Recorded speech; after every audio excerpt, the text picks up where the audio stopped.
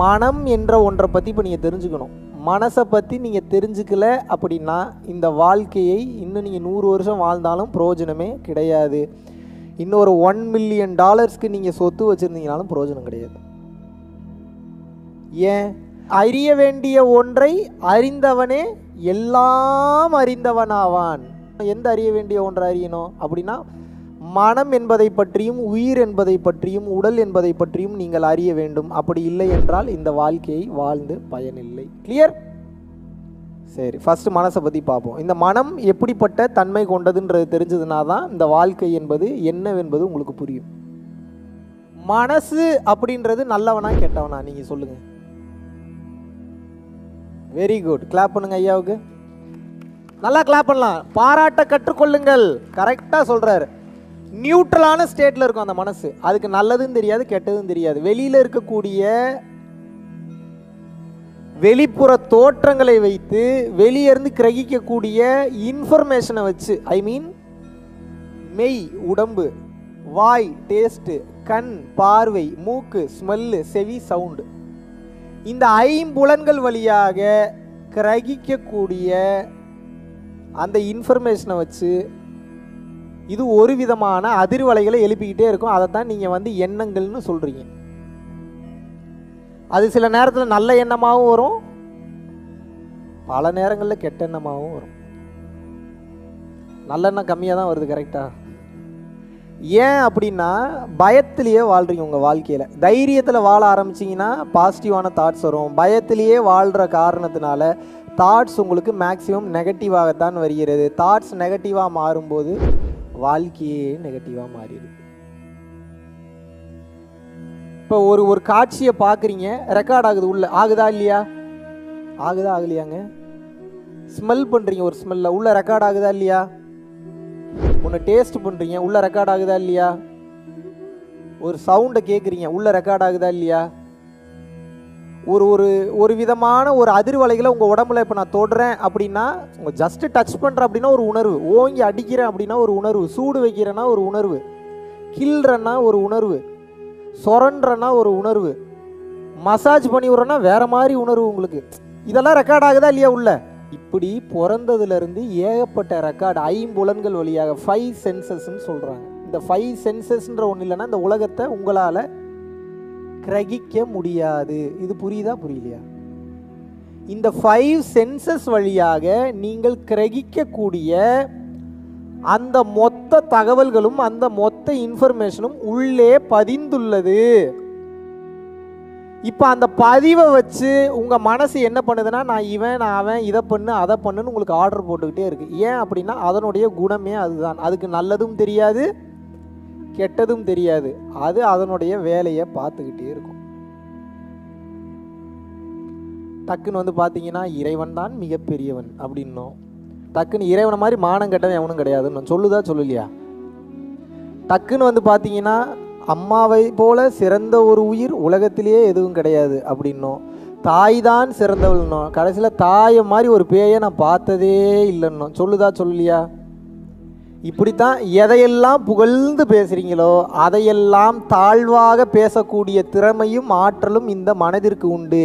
ஏனென்றால் இந்த மனம் என்பது மானங்கெட்டது. இதுக்கு நிலையான எண்ணமே கிடையாது, நிலையான குணமும் கிடையாது, இதுக்கு நிலையாக ஏதுவும் கிடையாது.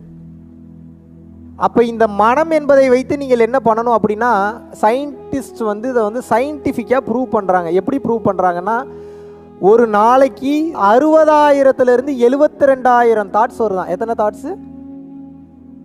60,000 60,000 to 72,000 தாட்ஸ் பர் டே.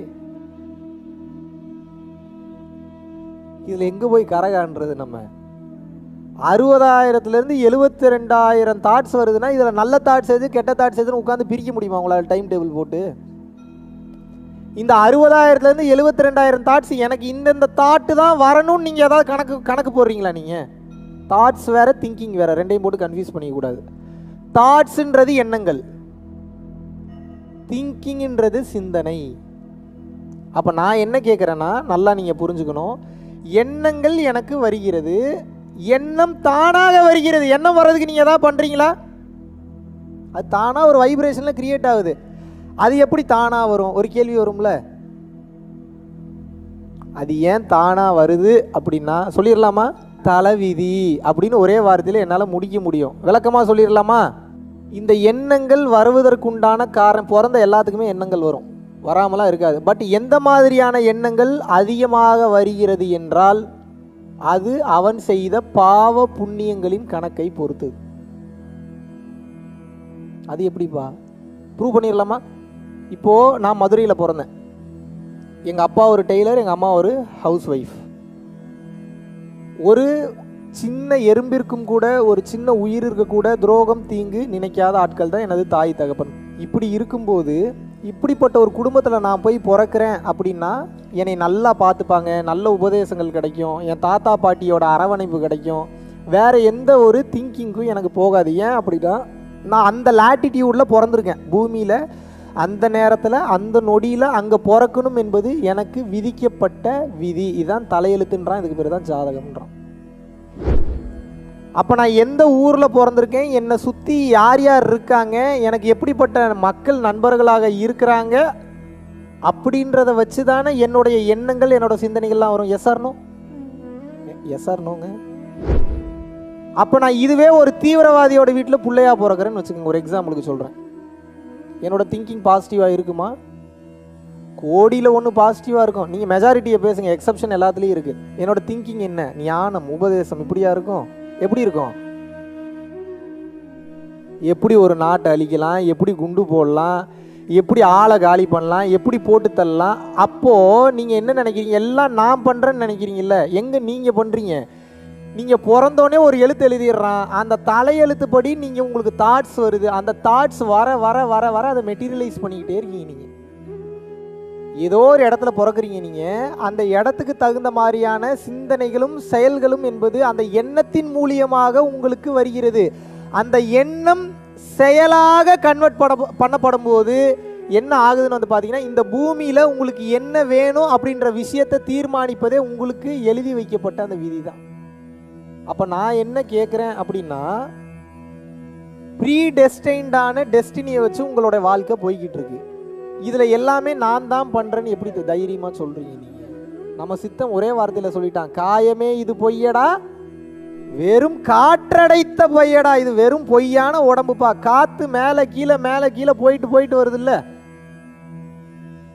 இந்த காற்று மூலியமாக தான் உங்களுக்கு இன்ஃபர்மேஷன் உள்ளே வருது, இன்ஃபர்மேஷன் வெளியே போகுது. காற்றை வச்சு பாடி ஆப்ரேட் பண்ணுறாங்க. ஆக மொத்தம் நம்ம செய்பவன் கிடையாது, இறைவன்தான் செய்பவன். உங்களுக்குள் வரக்கூடிய இந்த சிந்தனை செயலெல்லாம் ஒரு ஆக்டிவிட்டியாக வெளியில் தெரியுதுல்ல. கொலை, கொள்ளை, கற்பழிப்பு, அது இது எல்லாம் உண்மை மாதிரி தெரியும், ஆனால் உண்மை கிடையாது. ஏன்னா நீங்கள் அப்படிப்பட்ட ஒரு டைமென்ஷனில் இப்போ வாழ்ந்துட்டுருக்கீங்க.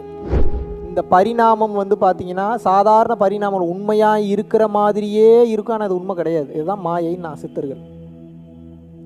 ஒரு பொருளை தொடுவீங்க, உண்மையாக இருக்கிற மாதிரியே இருக்கும், பார்ப்பீங்க, அவ்வளவு ரியாலிஸ்டிக்காக இருக்கும். இது என்ன தம்பி இதை பொய்யின்றீங்களே? எல்லாமே ரியாலிஸ்டிக்காக இருக்கீங்க, எல்லாமே கண்ணு முன்னாடி ரொம்ப உண்மையாக இருக்கீங்க. கனவு கண்டிருக்கீங்களா இல்லையா? உங்களுக்கு கனவு வந்திருக்கா இல்லையா? கனவு நீங்கள் காணும்போது எத்தனை டைம் உங்களை கொலை பண்ணுற மாதிரி, மாடியிலேருந்து குதிக்கிற மாதிரிலாம் உங்களுக்கு கனவு வந்திருக்கா இல்லையா? டப்புன்னு முழிச்சு பார்த்தீங்கன்னா, அப்பாடா உயிரோட தான் இருக்கானா, நல்ல வேலை கொஞ்ச நேரத்தில் பயந்துட்டேன்னு தோணியிருக்கா தோணலையா?